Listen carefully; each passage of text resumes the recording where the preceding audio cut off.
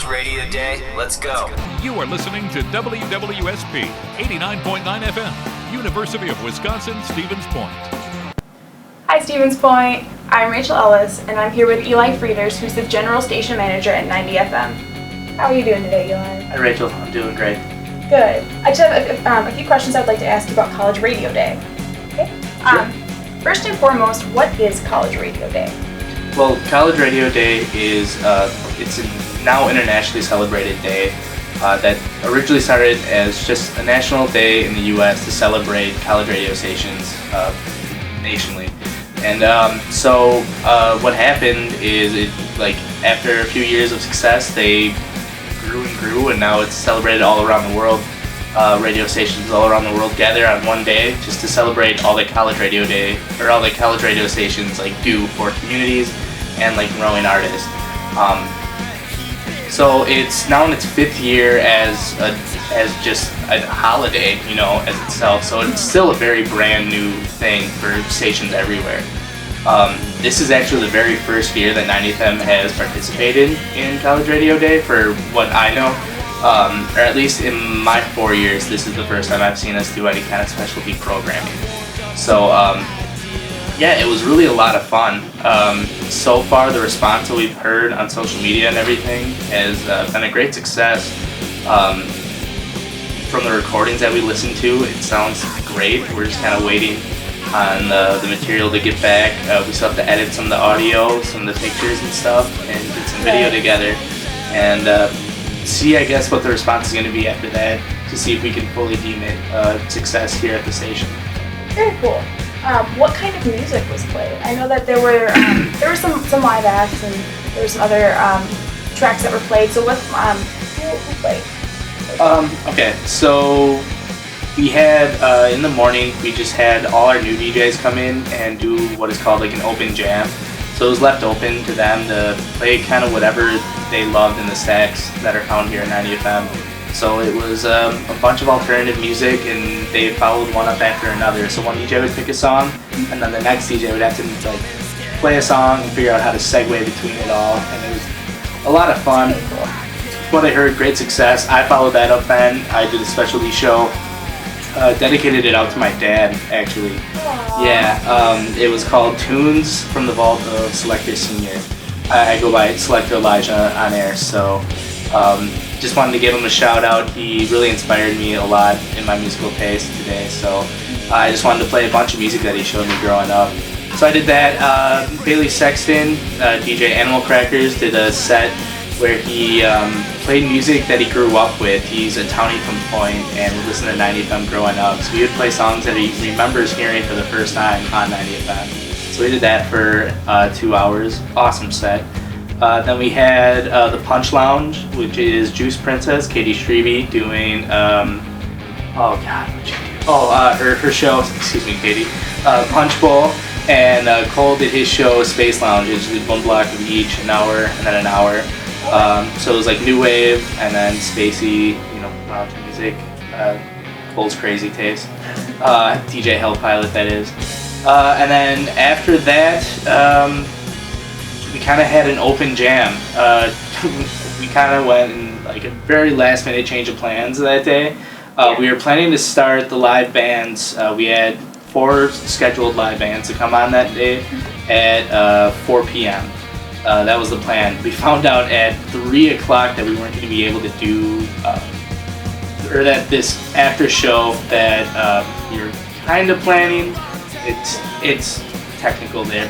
Either way, that got canceled last minute, and we had to basically change up our day of programming on the fly. So I called the whole executive staff together, and we lengthened the shows that the bands would get on 90 FM. We called them immediately to make sure that was okay. Yeah. And the bands were all so awesome. I got to give them all a shout out to agreeing to actually still come in and do it, even though there was a second aspect of the show, and promotion that we were going to give them ended up bailing out. So they were all for it, and it was great. So we ended up having, we started around 5 o'clock with live shows. It was Backer from Appleton kicked it off, some garage punk music. It's crazy awesome. I love those guys. They them boys. And then we had Loon from the Wausau area. I went to high school actually with all the original members of the band. Yeah. So it was nice to bring up some friends just to come play, you know. You got those connections. Yeah, absolutely. I used to play with them all the time in high school, and now that I have this outlet for 90FM, it's good to be able to give back because they're all such talented musicians. The lead singer ended up traveling over to Berkeley last year to study College of Music, and now he's studying here in UW Stevens Point. He's going to the jazz program. Mainly because Berkeley's a little expensive, and it's also nice to be a half hour away from home.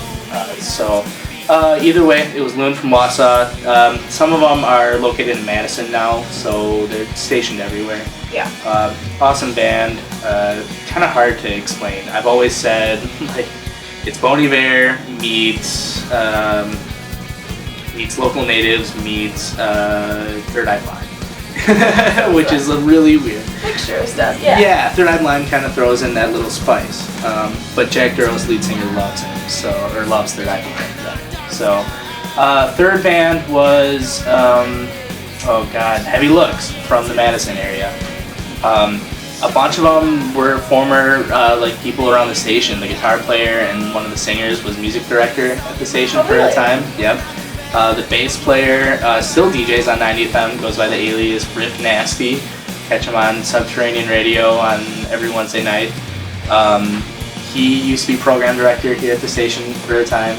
And then other members of the band used to DJ and just hang around the station too. So nice to bring them back to the station, see how it has all changed in like the past 7 years or so. They had a blast. It was great. Nice little reunion. Heavy Looks out of Madison.